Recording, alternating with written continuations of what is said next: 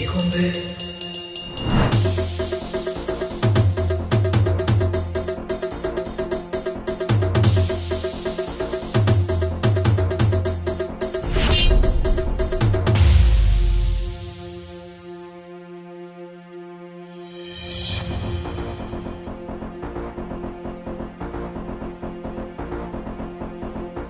Wanakijiji wangu wa kijiji cha Ikombe, tumekutana hapa kwa ajili ya kupeana taarifa zifuatazo. Sio kwa ubaya wowote kama mlivyozoea, lakini lazima tukumbushane pale ambapo tunaona mnaweza mkasahau. Hairuhusiwi kwa mwanakijiji yeyote wa hapa kwenye himaya iliyotukuka ambayo imejengwa imara na mila na desturi kuvuka mpaka au kusogelea mpaka wa kijiji hiki cha Ikombe.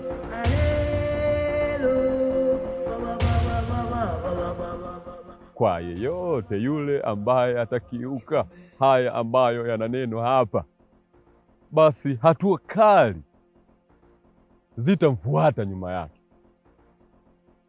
Lakini jambo la pili ambalo limekuwa linaleta changamoto kwenye utawala huu wa utukufu, utawala bora zaidi wa kijiji hiki cha Ikombe, kumekuwa na upungufu wa mazao katika ghala. Hivyo kwa kila kaya moja moja mnatakiwa kuleta viroba 3 vya nafaka. Hii taarifa ukiisikia wewe, mfikishie na yule ambaye amepuuza tukio hili la kukutana. Nadhani tumeelewana tu vizuri, lakini jambo la tatu, jambo la tatu, hairuhusiwi kabisa kwa wote wanakijiji wa Ikombe kuoa au kuolewa.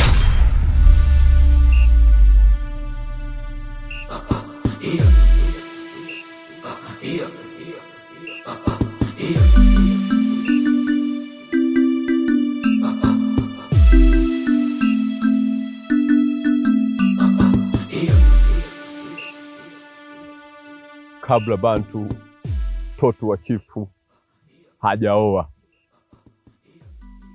Maana wengine wanaweza kuwa tu wanafurahia wakiona hujaoa wanakuwa wanafurahia, wanaoa wao lakini marufuku.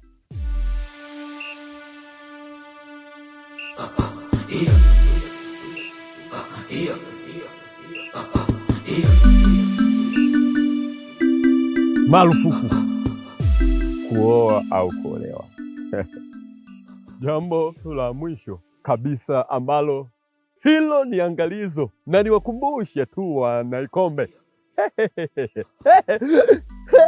Tafadhali. Allah.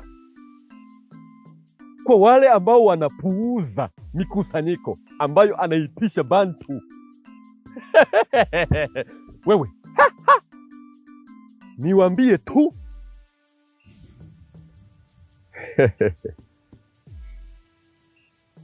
wasiipuuze, kwa sababu ukiendelea kuipuuza hii mikusanyiko au kauli yangu, nikwambia tukusanyike, tujaribu kukusanyika. Nikwambia hivi, jaribu nikufanya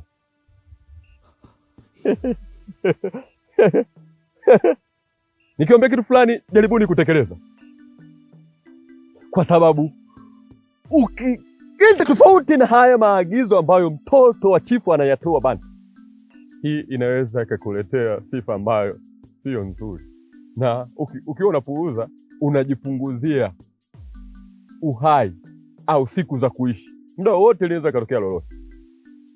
Baada ya kuyasema hayo, basi ndugu zangu wana kijiji wa kijiji tukufu cha Ikombe, na wapenda sana na niwaambie mko mikono salama.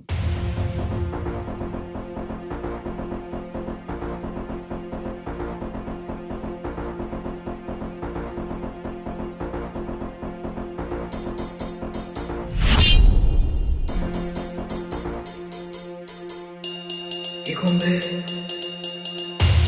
Ikombe.